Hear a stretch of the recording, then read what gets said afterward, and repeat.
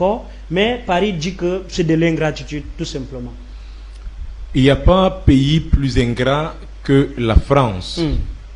Si la France trouve que c'est de l'ingratitude, eh bien, De Gaulle aussi, le 10 juillet 1944, lorsqu'il lance ce mouvement de révolution avec le FNL, le Front National pour la Libération, aura également été ingrat à l'égard, à l'encontre des pays alliés qui lui permettaient déjà de se débarrasser progressivement de l'Allemagne nazie qui avait complètement envahi le pays.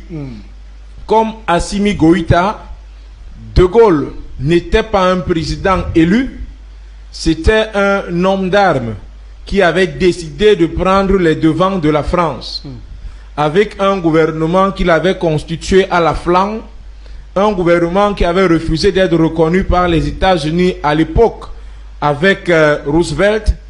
De l'autre côté, Churchill en Angleterre refusait de reconnaître ce gouvernement, pendant que Gorbatchev aussi refusait de reconnaître ce gouvernement avec son KGB, principalement dans la Fédération de Russie.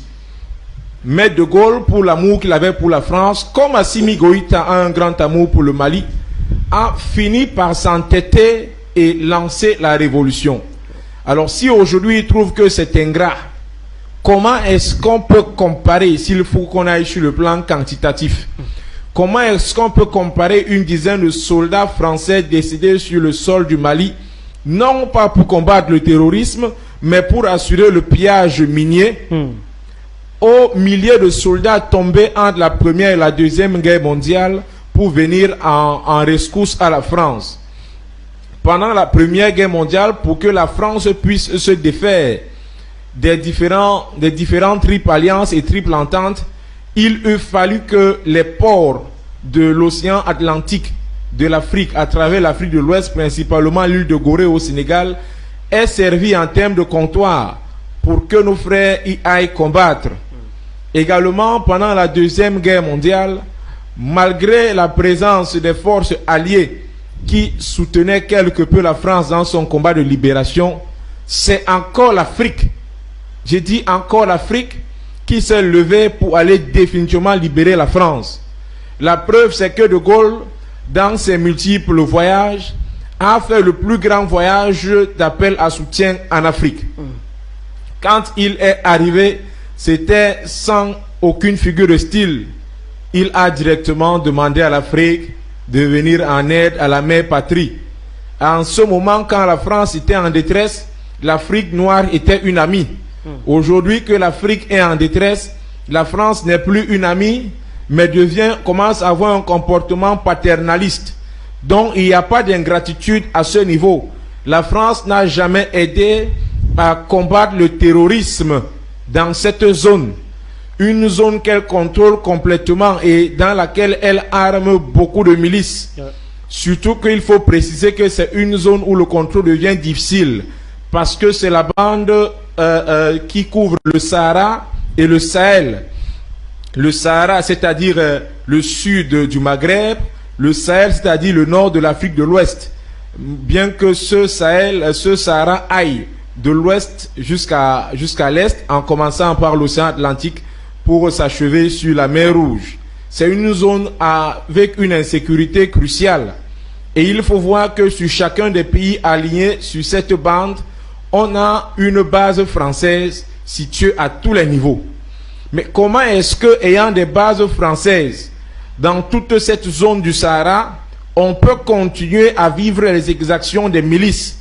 Cela veut tout simplement dire que de la manipulation du Sahara occidental, qu'on retrouve quelque part à côté de la Mauritanie, jusqu'au pays, en fait, appelons le pays, jusqu'à l'Azawa, la France continue de manipuler les rebelles au nom des religions.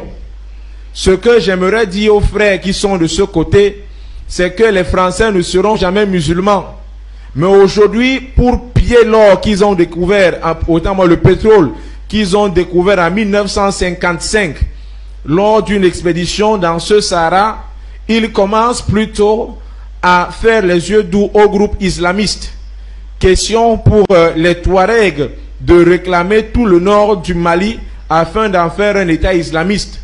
C'est avec l'aide de la France qu'en 2012, la ville de Gao est tombée entre les mains des Touaregs et est devenue pendant un an la capitale de ce pays, de l'Azawad. C'était par la France. La même France aujourd'hui qui prétend aider le Mali dispose d'un satellite d'une puissance qui lui a permis désormais de siéger aux nations, de siéger au Conseil des Nations des grandes puissances. Le satellite s'appelle Hélios. Un satellite dont le nom dérive de leur religion traditionnelle. Hélios est un dieu grec dont l'œil permettait de voir les choses même les plus cachées. Et avec ce satellite, la France a réussi en 2011 à prévenir les attentats de Wall Street Center. Comment cette même France, avec le même satellite, est incapable de contrôler les mouvements djihadistes au niveau du Sahel et au niveau du Sahara? Tout simplement parce que cette France est complice.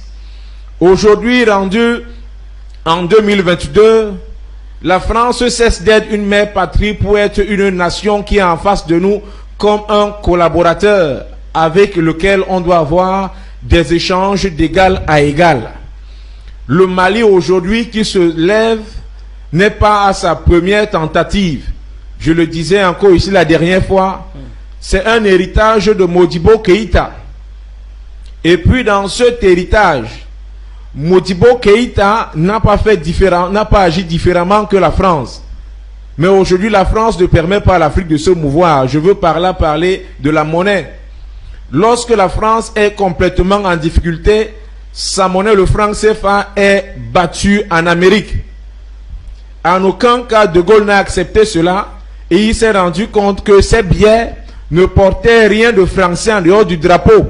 Il aurait souhaité voir sur ces billets de monnaie son effigie et d'autres marques de la France, telles que la Marianne, qui est le symbole de la République française. Ça n'existait pas. De Gaulle s'est soulevé et a renversé cette tendance qui voulait que cette monnaie soit battue aux États-Unis.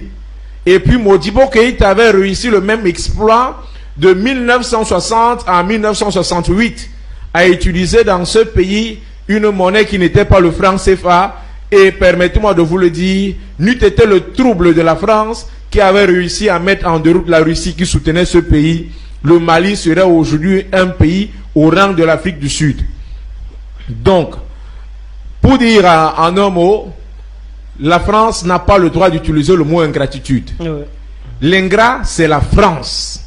La France est tellement ingrate qu'elle ne se souvient pas de nos pères, de nos grands-parents, qui sont tombés sur les sols de la France, de la Normandie à Paris, de Paris à Lyon, jusqu'à l'extrême sud de la France, où l'Espagne ne réussissait pas à protéger la cordillère des Andes, mais ce sont les Noirs qui y mouraient comme des avalanches tombées du pic du Mindif.